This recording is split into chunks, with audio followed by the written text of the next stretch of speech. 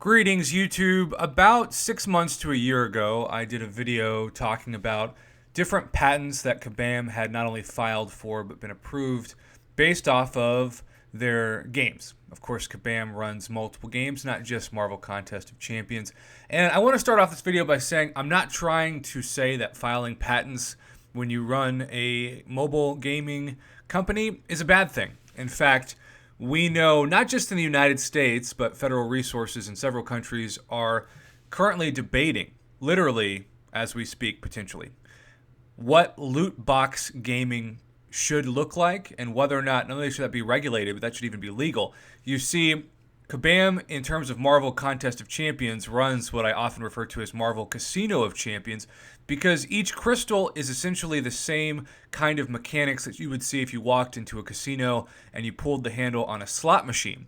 And there are several states, for example, even in the United States, that do not approve of casinos with slot machines. But if you can disguise slot machines as, say, comic book champions in a random number generated chance crystal, you can get away with it. This is one of the main reasons why this is being debated because, of course, what's the problem with slot machines? Well, not only can you lose a bunch of money, but you can become addicted very fast, and opening crystals can often give the brain the same kind of high of dopamine that you would get if you walked into a casino and just spent money for pulling that handle on the slot machine. Why am I bringing this up today? Well, in 2019, Kabam has filed and been approved of several patents that weren't around the last time I did this video. And so periodically I like to scroll through the patents assigned to Kabam Incorporated and see if anything catches my eye. Sometimes it's just kind of standard stuff, right?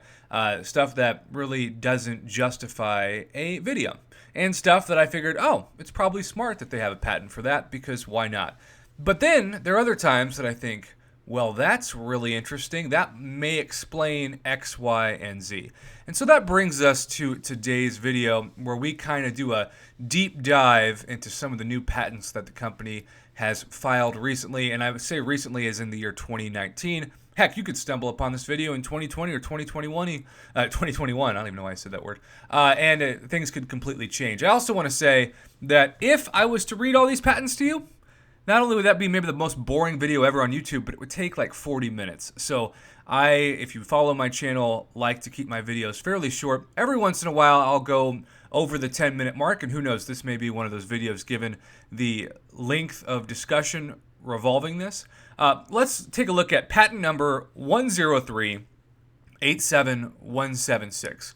It is called Facilitating User-Configured Assistance Requests Through a Chat. Okay, so this is one of those things that's pretty straightforward, it seems, right? A system and method for facilitating a user to initiate and accept an assistance request through a chat session is disclosed.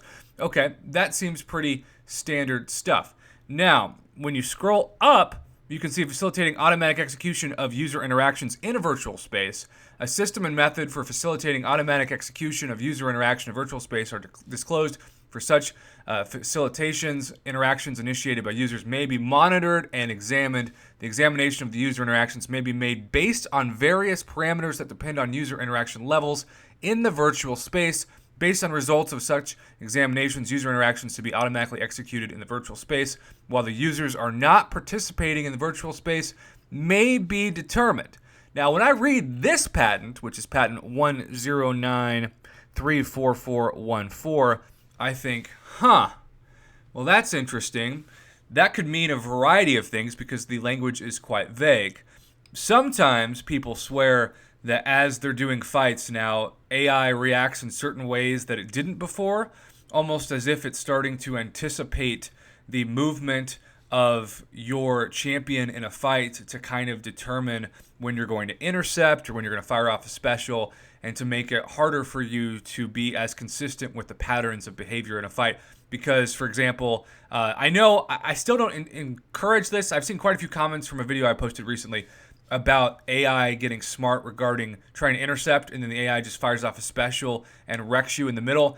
I don't believe it's ever wise if you're facing a champion in Marvel Contest of Champion that the defender has over a bar of health that you try for that intercept because you are taking a gamble. It's better to bait that special until they're under 1 bar of power so that you're not going to risk getting a special to the face. And trust me, I say that with plenty of experience knowing that I've not taken my own advice and been wrecked for it.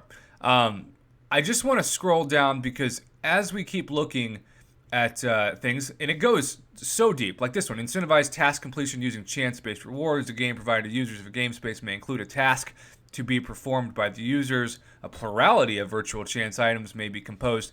Like, okay, that makes sense. You get rewards based off of content that you complete, right? That's pretty straightforward. So, system and method for determining the value of channels. This is patent number 103.80612. A system configured to determine the value of channels responsive to users requesting installation of a client application through the channels. The client application may provide access to an online game. A given channel may be characterized by a promotional informational item, a platform through which the promotional information item is presented. Okay, so that was updated August 13th, 2019. Brand new. And who knows if this has even taken effect in some ways in the game. So I thought this was interesting. You might be wondering, hey, we just all of a sudden had these, what I like to call in-game responsive micro-targeting ads pop up randomly in like the last few months. Well, they now have a patent for it, right? Targeted recommendations may be provided to specific user segments. The users may be segmented on or more user parameters that facilitate targeted provision of recommendations. So these are like, hey, give us 1,000 units for a 4-star crystal, or give us X amount of units for topping off the tank for a tier 5 basic, that kind of thing. But here is another one. System and method for providing dynamic and static contest prize allocation based on in-game achievement of a user. And so allocation based on achievements, blah, blah, blah. Timed offers. They have separate ones for those, right? Limited events. We're going to keep scrolling down. Keep scrolling down, and eventually we're going to get to the one I'm going to focus on most. So, event-based currency, drop rates. So this one was flagged by a fellow user that sent this my way. I think this is one of the ones that's interesting. System and method for rotating drop rates in a mystery box. A system and method configuring to enhance gameplay between users in an online game and to provide enhanced interest in virtual goods associated with collections of virtual goods, blah, blah, blah. The system and method includes the provision of functionality which allows providers of online games to periodically rotate drop rates associated with mystery boxes in order to maintain or generate additional interest in specific mystery boxes.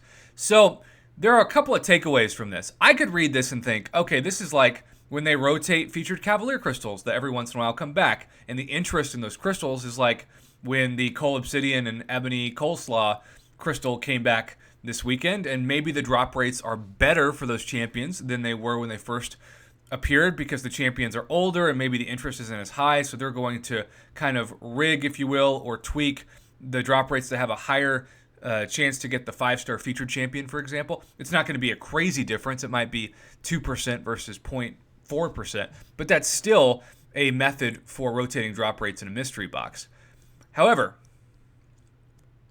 check this out. This is the one I want to talk about today.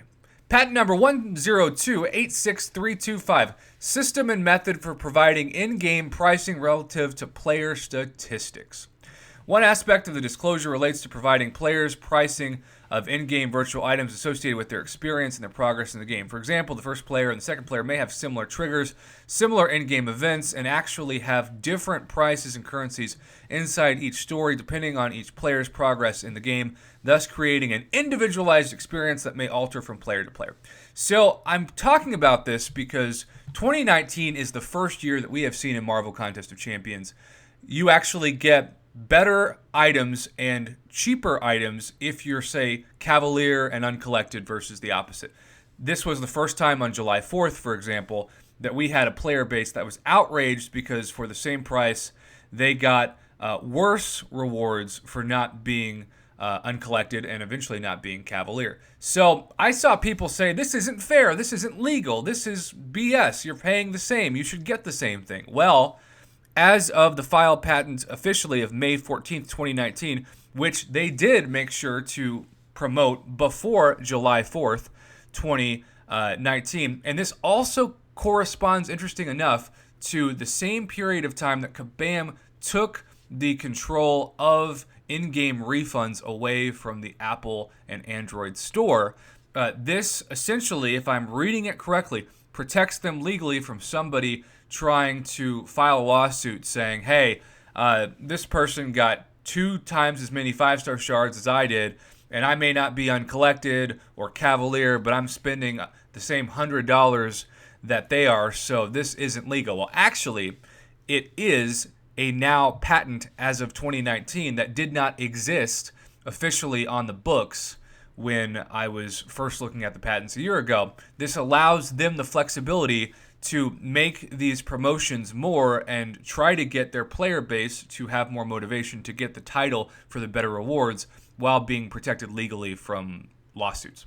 So, this is interesting stuff, and there are several more patents, and I will post this link in a pinned comment underneath this video so you can take a look and read them. I've had a couple people say, hey Prof, I think this is a really interesting video idea, but if you post the video, Kabam's going to screw over your drop rates and make sure that you never get anything good. Well, I mean, maybe that's true, maybe it's not, but I'll take 1,000 Groots in a row for the opportunity to be transparent with the company that makes the game that we all play and still most of the time hopefully love.